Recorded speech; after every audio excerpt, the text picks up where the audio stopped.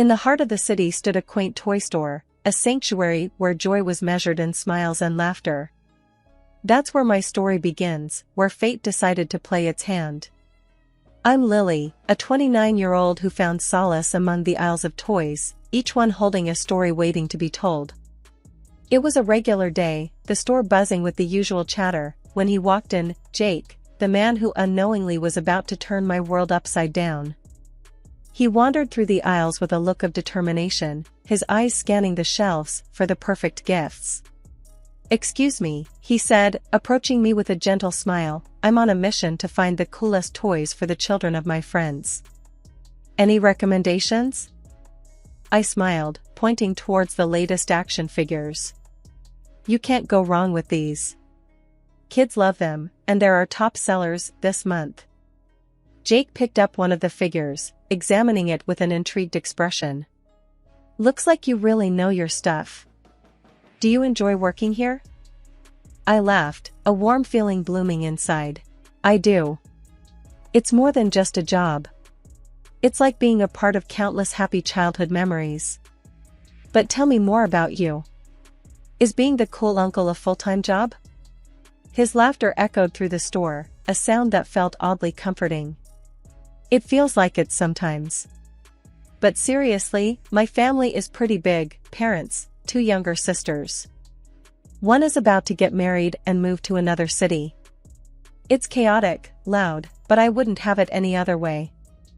We continued to chat, our conversation flowing effortlessly. I shared my story, how life had been a solitary journey since my grandmother passed, leaving me her small, cherished house. Jake listened with genuine interest, his eyes never leaving mine. "It sounds like you've had your share of challenges," he said softly. "Your grandmother must have been a remarkable woman to raise someone as strong and kind as you." The store started to quiet down, signaling the end of the day. Our conversation, however, was far from over. "It's not often you meet someone who understands the value of family," I remarked. "Your family sounds wonderful. A bit like the big, happy family I've always imagined." Jake's gaze held a warmth that made my heart skip a beat. "They are wonderful, and a bit overwhelming at times. But you know, maybe one day you could meet them. I have a feeling they'd love you." As we parted ways that evening, the air was thick with unspoken promises and possibilities. Little did I know, this chance encounter, this hopeful meeting, was the beginning of a journey full of unexpected twists and turns. The day I was to meet Jake's family, my heart fluttered like a butterfly in a garden of hope. Dressed in my best, I rehearsed conversations and imagined laughter-filled rooms. Jake held my hand as we walked up to his family's apartment, his grip reassuring yet tense. "Ready to dive into the circus?" Jake joked, trying to lighten the mood. I squeezed his hand, a nervous smile on my face. "As ready as I'll ever be. Just promise me they won't throw any pies." The door swung open to reveal a bustling living room. Jake's mom, a stout woman with sharp eyes, scrutinized me from head to toe. His dad, a towering figure with a booming voice, offered a brief nod. And then there were Sarah and Megan, Jake's younger sisters, their eyes glinting with something I couldn't quite place. "Family, meet Lily. Lily, this is the crew I warned you about," Jake introduced, a hint of pride in his voice. I extended my hand, my voice barely above a whisper. "It's so nice to meet you all. I've heard so much about you." Jake's mom was the first to break the silence. "So, you're the girl who's been keeping our Jake so occupied. Tell us about yourself. Jake mentioned you work at a toy store?" I nodded, feeling their eyes on me. "Yes, I love it there. It's like being surrounded by joy every day. And, well, I was raised by my grandmother. She left me her house, and that's where Jake and I—" Sarah cut me off with a laugh that felt more like a jab. "Raised by your grandmother, huh? That explains the antique vibe you've got going on. What is this, a retro fashion statement?" The room erupted with laughter. Jake's dad chuckled. "Good one, Sarah. Lily, you'll get used to our family humor. I forced a smile, my heart sinking. This wasn't the warmth I had anticipated. It felt more like walking into a frost. Jake tried to smooth things over. Come on, guys. Let's not start the roast just yet. Lily's got a great sense of style. Right, Lily? But the damage was done. The evening dragged on, each minute heavier than the last. Sarah and Megan's remarks, veiled as jokes, felt like thorns. Jake's parents, though not as overt, had a dismissiveness that stung. And Jake, bless him, seemed caught between a rock and a hard place, his laughter forced, his glances apologetic. As we left that night, the door closing behind us felt like the end of a performance I never wanted to be a part of. Jake's hand in mine felt distant, and the family I had hoped to embrace seemed like a mirage that had vanished, leaving behind a bitter aftertaste of reality.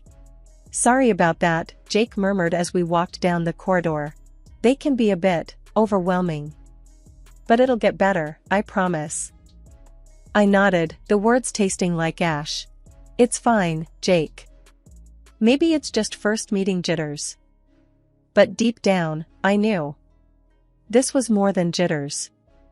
This was a glimpse into a world I wasn't sure I belonged in. A world where warmth was replaced by cold judgment, and acceptance was a currency I didn't possess. And as we walked back to my quiet, humble house, I couldn't help but wonder if the fairy tale I had dreamed of was just that, a dream, now slowly dissolving into the disappointing introduction of reality. The evening I walked into my home, expecting the usual quiet comfort, only to find it disrupted, remains etched in my memory. The lights were on, a sure sign someone else was there. A sense of intrusion crept over me. I dialed Jake's number, my voice trembling with unease. Jake, I think someone's in our house. The lights are on, and you're not home. His laughter on the other end jolted me. Oh, that's just Sarah. I gave her our spare key. She wanted a place to chill. I stood frozen, disbelief and anger intertwining. You gave your sister a key to our house, without asking me? Jake's tone was dismissive. Come on, Lily. She's my sister. Plus, it's not like she's a stranger. As I entered the living room, there she was, Sarah, lounging on our couch, my personal laptop open in front of her. The sight felt like a violation of my private space. Sarah, what are you doing? That's my laptop, I said, my voice firm yet controlled. She didn't even bother looking up. Relax, Lily. We're family now. I figured what's yours is mine, right? That evening, when Jake returned, I confronted him. Jake, your sister can't just barge into our house and use my things without permission. It's not right. His response was infuriating. Lily, you're overreacting. She's just using the laptop. Don't make a big deal out of it. But it is a big deal to me, Jake. It's about respect and privacy, I argued, my frustration growing. Jake just shook his head. I don't see the problem here. She's family. You need to be more accommodating. From then on, Sarah's visits became a regular occurrence. She'd walk in whenever she pleased, treating our home like it was her own. It wasn't just the intrusion that bothered me, it was her complete disregard for our privacy. She'd leave dishes in the sink, move my things around, and never once asked if it was okay. Every time I brought it up with Jake, he brushed it off. She's just comfortable here. Isn't that a good thing? Why are you so hung up on these little things? But they weren't little things to me. They were the threads of respect and boundaries being pulled apart. My home, once my sanctuary, was now a free-for-all, and I felt like a guest in my own space. One day, I came home to find Sarah sprawled on the couch, a pile of her laundry on the living room floor. Sarah, this isn't a laundromat. You can't just do your laundry here, I said, my patience wearing thin. She rolled her eyes. Oh, please, Lily. It's not like I'm asking you to do it for me. Plus, your washer is way better than ours. I couldn't believe the audacity.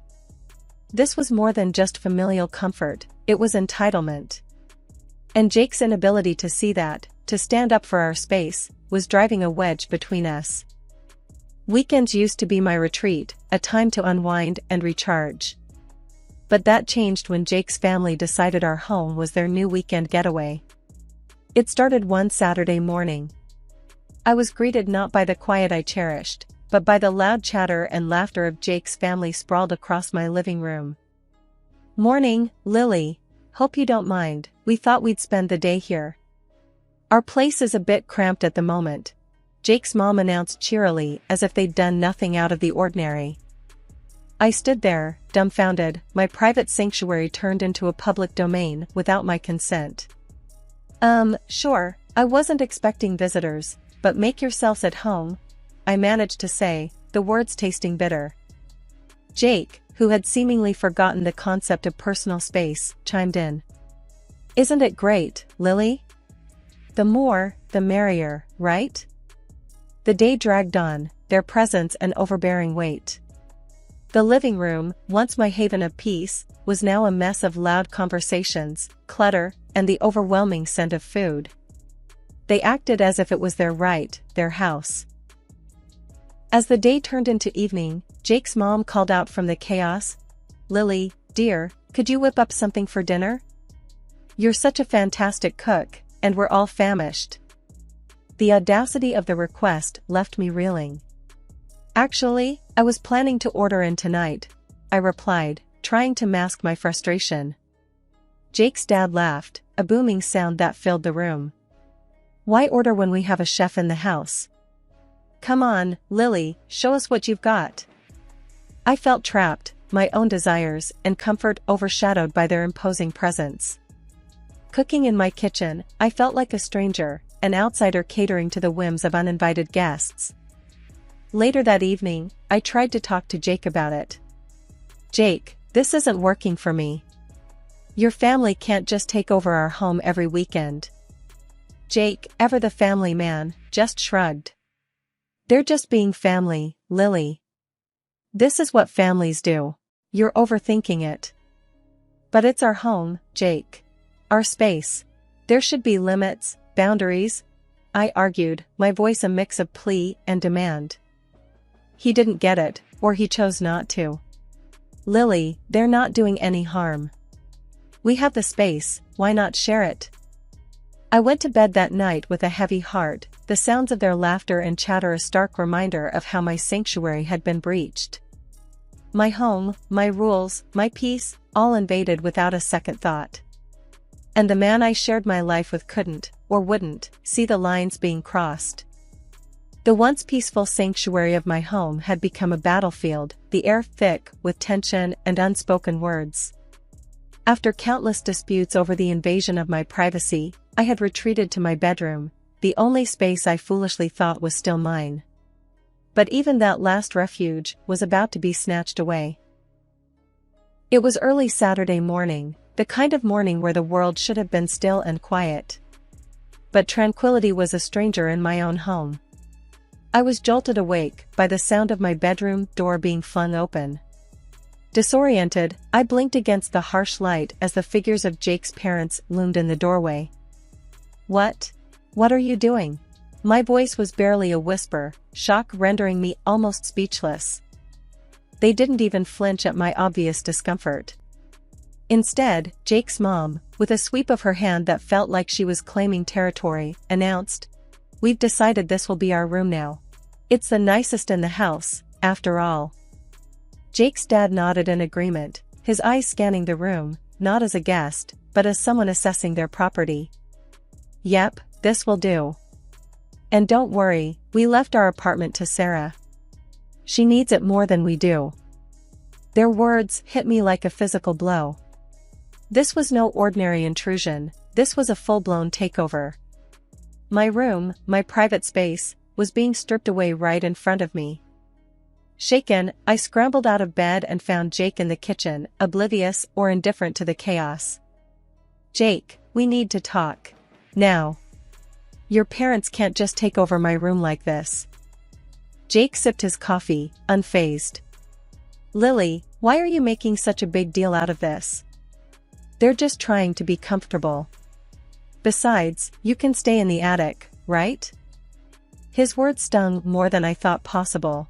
The attic? Jake, are you listening to yourself?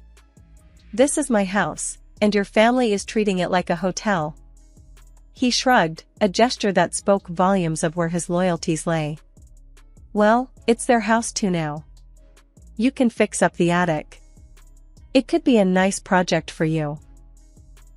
I stood there, disbelief and rage coursing through me. My home, my sanctuary, was being carved up and handed out like slices of pie, and the man I had pledged my life to was holding the knife. As Jake walked away, leaving me to grapple with the reality of the situation, I realized I was alone in this fight. The home I had built, the life I had envisioned, was being dismantled, piece by piece. And the one person who should have been my partner, my ally, was the architect of my despair.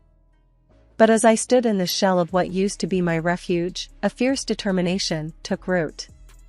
This was my home, my life, and I wasn't about to let it be taken from me. The battle lines were drawn, and I, Lily, was ready to reclaim what was rightfully mine. The night before Jake and his family left for the wedding, the house was thick with tension and unspoken words. They laid down their plans, like a king dictating to his subjects. We're off tomorrow, Lily, for Megan's wedding. You'll have the house to yourself for a week. Should be plenty of time to get your new attic room ready, Jake's mom declared with a smirk. Jake chimed in, a cold look in his eyes. Yeah, Lily. It's only fair. Mom and Dad need the space. It's a small sacrifice, really. Their laughter echoed through the house, a cruel soundtrack to the mockery of my life. The door closed behind them the next morning, the silence they left behind heavy with the weight of their words. But as the sound of their car faded away, a new resolve rose within me.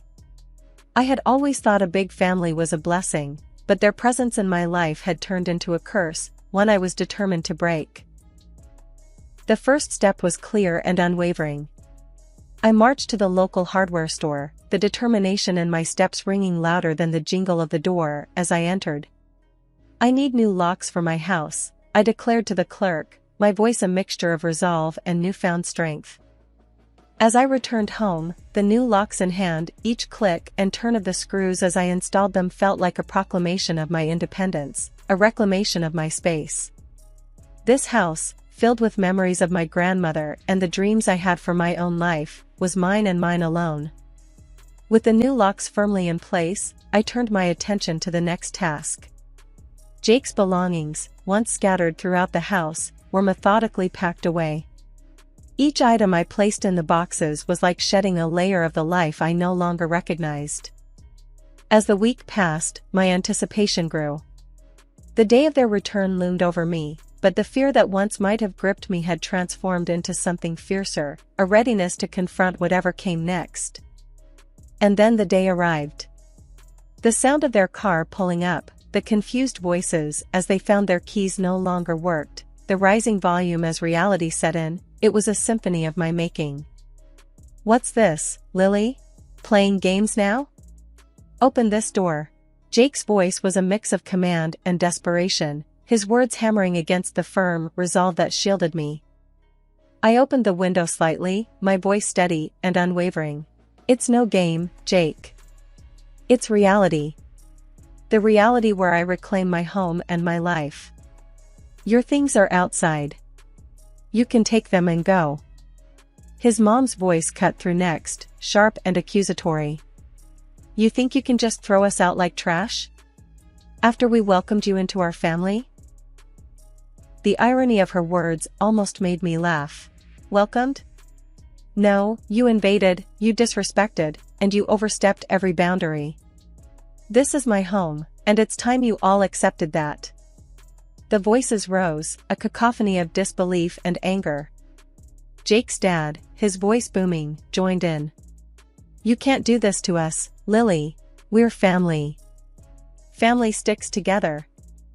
I shook my head, a slight smile playing on my lips. Family respects each other. Family supports and loves, not belittles and takes over. What you call sticking together felt more like being trapped. That's not family, that's a hostage situation. Their pleas turned into threats, their threats into insults. But with each word they hurled at me, my resolve only grew stronger. I had built a fortress, not just of locks and doors, but of self-respect and dignity. As the reality of the situation settled in, Jake's voice, once full of authority, now trembled with a hint of realization. "Lily, please. Let's talk about this. We can sort it out." But the time for talking had passed long ago. "There's nothing left to talk about, Jake. I gave you and your family every chance to be part of my life, my home. But you chose to treat it like a free-for-all. You chose to stand by and watch as they disrespected me, in my own home. That was your choice. Now, this is mine."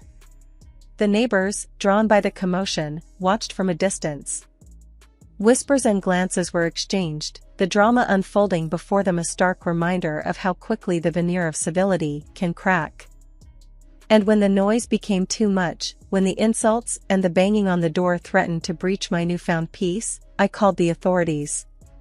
The arrival of the police was the final punctuation in a long and exhausting sentence. I explained the situation, my voice a testament to the journey I had been on. The officers, their faces a blend of sympathy and professionalism, turned to Jake and his family. "You need to leave now. If you refuse, we'll have to take further action." As they finally collected Jake's belongings and retreated, a profound sense of calm enveloped me. The house, once a battlefield, was now quiet. The door, once a revolving entry for disrespect, was now a barrier against it. A week had passed since I took a stand, the quiet in my home a stark contrast to the turmoil that had once reigned. I was sipping my coffee, the warmth a gentle reminder of the peace I had reclaimed, when a knock shattered the tranquility. It was Sarah, her face twisted in anger, standing on my doorstep like an unwelcome storm. "Lily, you think you're so high and mighty, kicking everyone out? You're nothing but a selfish, greedy woman." Sarah spat the words out, her voice dripping with resentment. I leaned against the doorframe, my stance firm. "Sarah, this is my home, and I will not be insulted in it. Your family overstayed their welcome, and I did what was necessary." She scoffed, her laugh harsh and jarring. "Necessary? You've turned everything upside down. I had the apartment to myself, and now? Now it's a circus again. Mom, Dad, Jake, all crammed in because of you." Her words were meant to wound, but I only felt a profound sense of relief. "That's not my problem, Sarah. You all made your choices, and now you're living with them." Sarah's face reddened, her anger a tangible force. "You can't just toss us aside like this. We're family." I shook my head, a sad smile on my lips. "Family doesn't treat each other the way you treated me. I gave you all chances, but you chose to ignore them. I deserve respect and peace in my own home." Her words became a blur, insults and accusations thrown aimlessly. But they no longer touched me. I had built a wall, not just of locks and doors, but of self-respect and resolve. As she continued her tirade, I realized the truth in her words. Her anger wasn't just about being thrown out, it was about the loss of her comfort, her space. And that realization only strengthened my resolve. After what felt like an eternity, I cut her off. "Sarah, this conversation is over. Your family's actions brought you to this point. I suggest you focus on finding a solution, instead of wasting your time here." With that, I closed the door, the sound a final note to her symphony of fury. I filed for divorce, my heart heavy but certain. Jake's pleas, his family's insults, all blocked and left behind. I was free, truly free, not just from their physical presence, but from the weight of their disrespect. I started to rebuild, my home once again a sanctuary, my life my own. As days turned into weeks, the memory of them faded like a bad dream in the morning light. My peace was hard-won, but it was mine, a testament to the strength I never knew I had.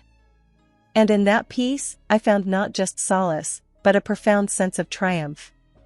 I had claimed my life back, one lock, one packed box, one signed paper at a time. And as I stood in my reclaimed space, I knew that this was just the beginning.